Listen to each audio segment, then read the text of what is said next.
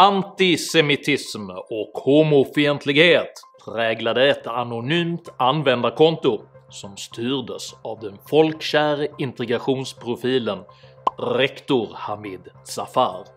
Detta enligt ett stort avslöjande i Dagens Nyheter i veckan. Jag heter Henrik Jönsson och jag är en oberoende libertariansk entreprenör och samhällsdebattör. Hur reagerar det svenska samhället på missgärningar av uppburna mediaprofiler? Förekommer olika måttstockar för olika individer? Och hur balanserar man egentligen fördömelse och förlåtelse? Dessa frågor tar jag upp i veckans video. Om du uppskattar mina filmer så blir jag superduperglad om du stöttar mig via något av betalningssätten här ute till vänster. Utan er som bidrar hade jag inte kunnat fortsätta göra de här aktuella videokrönikorna varenda vecka. Så ett stort tack till er som bidrar. Är du ny här på kanalen så kommer du till ett ovanligt moralteoretiskt avsnitt. Men du kan med fördel prenumerera här nedanför ändå och låta den där fjantiga klockan klämta samt prenumerera på mitt veckobrev för att garanterat inte missa när jag släpper nya filmer. Vilket jag gör med hög moral varenda lördagsmorgon klockan 08:00 svensk tid. Idag pratar jag om moral, maktanalys och människooffer. Häng med!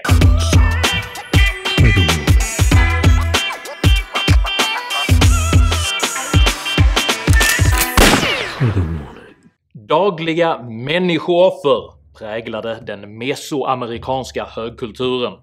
Både azteker, maya och inkafolken föreställde sig att solguden behövde matas med kraftfulla blodsoffer, och forskare menar att bortemot 20 000 människor offrades till solguden varje år. Många av dessa offer var barn och slavar, men de viktigaste offren var människor med hög social och politisk status från andra kulturer. Dessa individer smyckades och hyllades och försågs med all tänkbar lyx, från vackra kurtisaner till palats, mat och vin, innan man inför en skrikande publik skar det ännu bultande hjärtat ur deras kroppar. Världen var således räddad. Den egna kulturen triumferade och både folkets och solgudens blodtörst var tillfredsställd. Denna groteska blodsofferkultur handlade inte om att dominera sina fiender utan om att moraliskt rena den egna kulturen och bevisa sig värdig solgudens, regngudens och skördegudens gunst.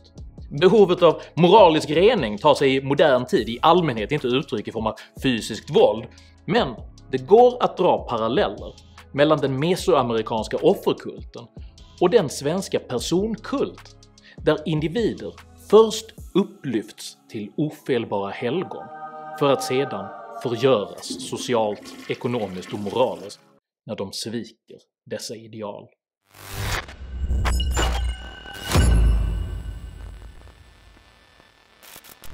Ett exempel på detta är den före detta komikern och programledaren Soran Ismail, som kom från Iran till Sverige som 1-åring. Ismail började tidigt ägna sig åt ståuppkomik och fick sitt verkligt stora genombrott i samband med den så kallade järnrörsskandalen år 2012. Du provocerar människor och sen provocerar oss. Är du rasist? Är du svenskfientlig? Denna händelse positionerade Ismail som en rakryggad, moralisk och välintegrerad person som stod upp mot sverigedemokratisk aggression, brutalitet och främlingsfientlighet. Efterföljande turnéer kapitaliserade på och vidareutvecklade denna identitet med hjälp av enkla politiska ställningstaganden i den dåvarande samhällsdebattens mittfåra, paketerade som en form av moralisk identifikationshumor. Har du något bevis för det här som du säger nu? För det är väldigt allvarliga anklagelser. Ja, det finns på film alltihopa. Jaha, du spelade in? Nej, det var dem. Under toppen av sin karriär uppträdde Soran Ismail för utsålda hus, medverkade i TV samt var verksam som både skribent och programledare. 2012 sommarpratade Ismail i P1 om kampen om att hitta och skapa sin identitet. I samband med att han hösten 2017 anklagades för våldtäkt imploderade den folkkära personan och Ismail förlorade samtliga sina uppdrag. Alla distanserade sig omedelbart och fullständigt från den nyss älskade men nu fallne ängeln. Offret var fullbordat och den moraliska solen gick åter upp över rättrådighetens Sverige. Ett annat exempel är motionsentusiasten och matlagningsentreprenören Paolo Roberto. Roberto växte upp i Upplands Väsby som son till arbetskraftsinvandrare från Italien och utvecklade tidigt ett stort intresse för kampsport. Som ung var han ofta i klammeri med rättvisan, vilket gestaltades i generationsfilmen Stockholms natt från 1987, i vilken Roberto i princip spelade sig själv. I samband med detta grundades även den nästan parodiskt 80-talsklingande rörelsen The Non-Fighting Generation, där Roberto tjänstgjorde som galjonsfigur. Roberto gick efter detta vidare till att bli programledare i TV, till att släppa en serie kokböcker och till att lansera en linje matvaror under varumärket Paulos. År 2007 sommarpratade Paolo i P1 om vikten av en god själ. I maj 2020 greps Roberto för sexköp och förlorade omedelbart samtliga sina uppdrag i media. Varumärket avvecklades och kokböckerna raderades från förlagets katalog. Alla distanserade sig omedelbart från den nyss älskade men nu fallne ängeln. Ännu ett offer var fullbordat och moralens sol fortsatte att lysa över den svenska kulturen. Rektor Hamid Zafar är det senaste offret. Zafar byggde snabbt upp sin popularitet i sociala medier som en ledande debattör inom skola och integration och arbetade som barn- och utbildningschef i Mullsjö kommun. År 2019 utnämndes Zafar av tidningen Fokus till Årets svensk, valdes in i Moderaternas prestigefulla integrationskommission och 2020 fick han medverka i den folkkära nationalklenoden På spåret i Sveriges Television. Zafar fick även sommarprata i P1 om segregation och utanförskap. Den 15 oktober 2020 avslöjade Dagens Nyheter att Hamid Zafar mellan åren 2011 och 2015 under pseudonym uttryckt antisemitiska och homokritiska åsikter på internet. Zafar stängdes omedelbart av från jobbet som utbildningschef, fick lämna Moderaternas integrationskommission och avsnitten av På spåret där Zafar medverkat plockades bort ur sändningsschemat. På rekordtid distanserade sig alla från den nyss älskade men nu fallne ängeln. Och moralens ljus strålade än en gång över nationens med blod rentvättade byk.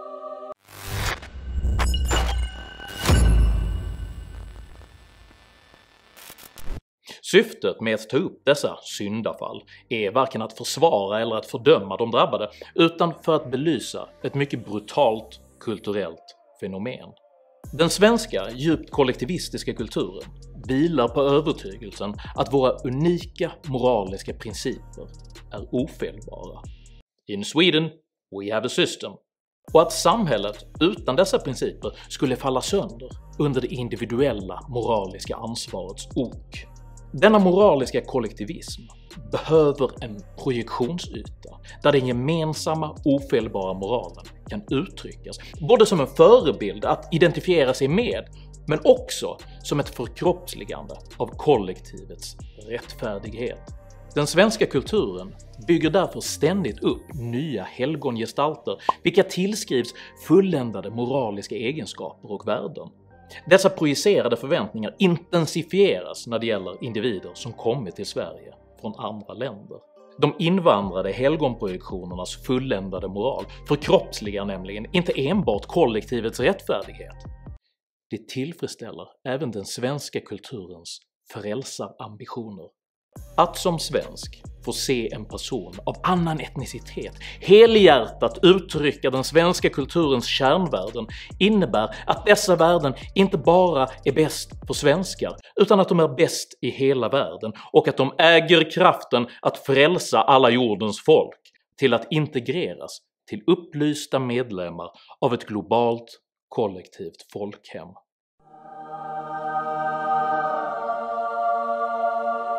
När Sveriges statsmedia placerar blomsterkransen på dessa förebilders huvuden ägnar man sig åt en form av uråldrig religiös liturgi, där den apolloniska lagerkransen placeras på segrare och halvgudars gässor.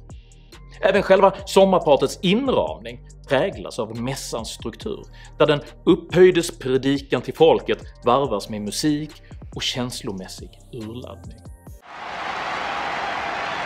Men lagerkransens spegelbild är törnekronan, tortyrredskapet som romerska soldater vred samman av taggiga buskar och placerade på Kristi huvud innan han dog på korset. För när idolen bryts sönder, när projektionen fallerar och när helgonet visar sig vara felbart, då är det inte bara en individ som har gjort någonting förkastligt, utan det är en attack på godheten själv och ytterst ett raserande av den svenska kulturens frälsningsambitioner.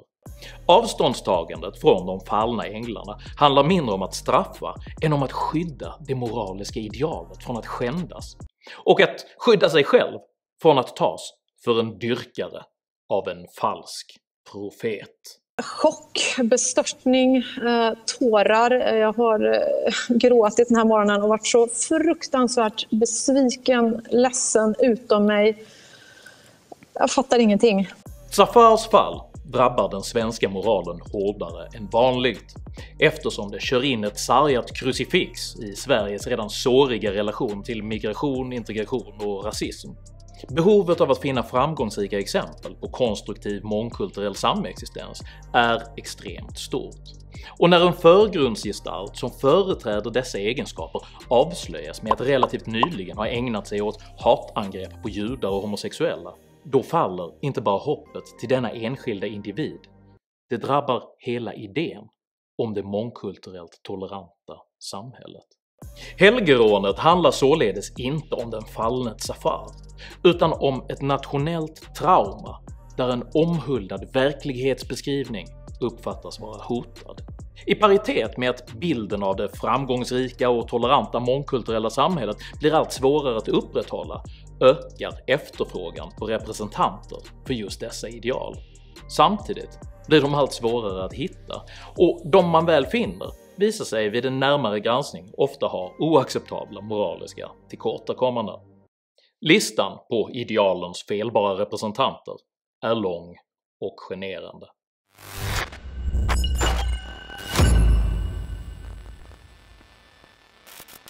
Abderziak Waberi satt en mandatperiod i riksdagen för Moderaternas räkning.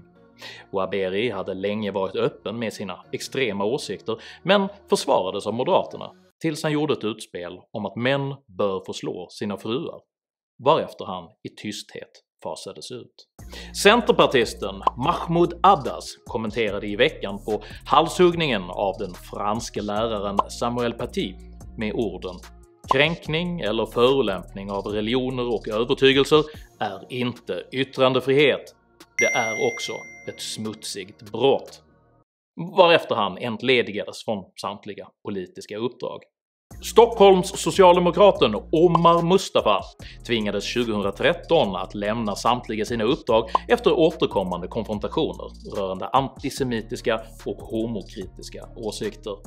2016 tvingades den miljöpartistiske bostadsministern Mehmet Kaplan avgå efter att samröre med den turkiska terrororganisationen Grå vargarna och den islamistiska organisationen Milli Görüs avslöjades. Samma år tvingades även den miljöpartistiske politikern Yasri Khan avgå efter att han framhärdat i att män och kvinnor bör undvika fysisk kontakt med det motsatta könet.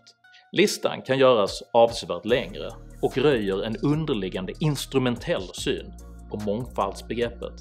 Människor har i många fall beretts snabba politiska karriärer baserat på sin etnicitet och de väljare som partiet hoppas att de skulle ta med sig, samtidigt som man själv hoppas kunna uppvisa en modern och framgångsrik inkluderande partikultur. I sin arroganta ambition att förverkliga ett abstrakt mångkulturellt ideal har man tagit in människor som, när deras främmande kultur faktiskt uttrycks ärligen, offentligen offras på det mest förnedrande tänkbara sätt. Och allt för att den moraliska solen ska kunna fortsätta skina över den idealiserade frälsningens rike.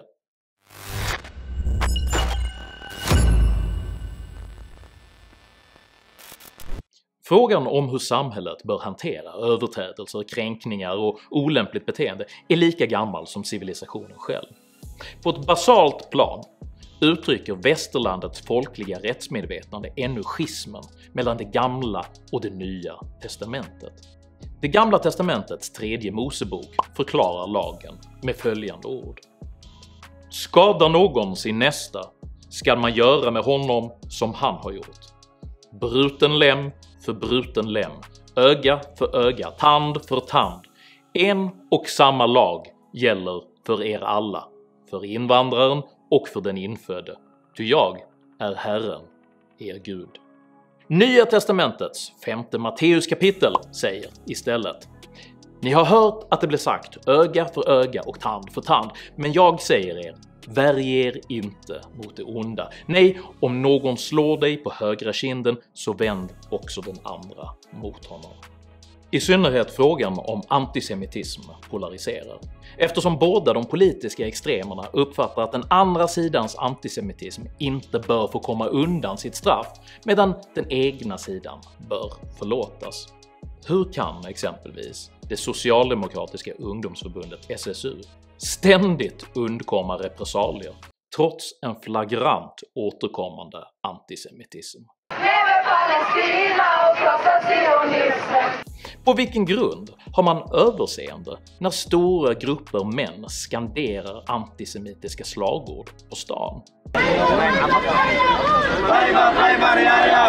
Och varför är man återkommande så angelägen att fokusera på de relativt perifera antisemitiska yttringar som springer ur högerextrema kretsar? Den gemensamma nämnaren för alla dessa problem med helgon, offer, synd och förlåtelse är den så kallade strukturella maktanalysen. Maktanalysen formulerades av den franske filosofen och idéhistorikern Michel Foucault och beskriver alla mellanmänskliga relationer som styrkeförhållanden. Makt anses vara organiserad runt normer och varje mänskligt möte måste därför analyseras utifrån normkritik och styrkeförhållanden. Det är tolkningen av dessa normativa styrkeförhållanden som gör det svenska samhället benäget att bedöma olika individer på olika sätt för samma typ av gärningar.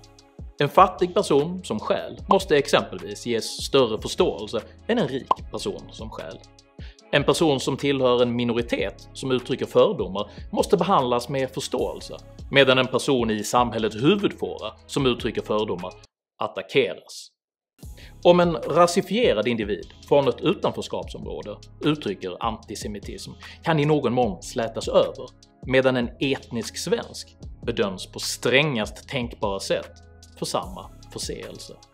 Detsamma gäller Ismael, Roberto och Zafar, för som uppburna i folkhemmets ikonografi krönta med den svenska sommarpratarens lagerkransar tillhörde de inte bara en kulturell elit, utan var även utvalda som förebilder och projektionsytor för den svenska kulturens innersta drömmar och förhoppningar. Sveket mot denna roll innebär inte bara ett svek mot de moraliska idealen, utan även att man som förövare, trots eventuell rasifiering, befann sig allra högst i den maktanalytiska hierarkin. Därav döms de som förövare med det kollektiva medvetandets allra hårdaste straff: total och permanent utfrysning från all fortsatt gemenskap. Nyckeln till samtliga dessa konflikters lösning finns redan inskriven i de västerländska rättssamhällenas grundlagar, men fanns återgiven redan i det gammaltestamentliga citat som jag inledde detta kapitel med. En och samma lag gäller för er alla, för invandraren som för den infödde.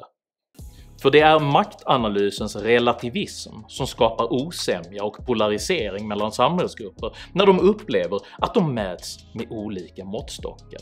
Genom denna osämja gror en misstro vilken får samtliga av konfliktens poler att ständigt yrka på strängast möjliga straff gentemot sina meningsmotståndare med den underförstörda motiveringen att de själva ändå kommer att dömas hårdare av sina meningsmotståndare. Då nu står vi där med profetens relativiserade skägg i brevlådan, med patologisk helgondyrkan i ena handen och en relativistisk offerkult i den andra. Tycker du det är viktigt att överträdelser bedöms lika oavsett vem som gör dem? I så fall så tycker jag att du ska dela den här videon med dina vänner. Och varför inte prenumerera på min YouTube-kanal när du ändå är i farten? Har du egna erfarenheter av helgondyrkan, offerkult och utfrysningskultur? Eller kanske av hur olika individer bedöms olika för samma gärningar?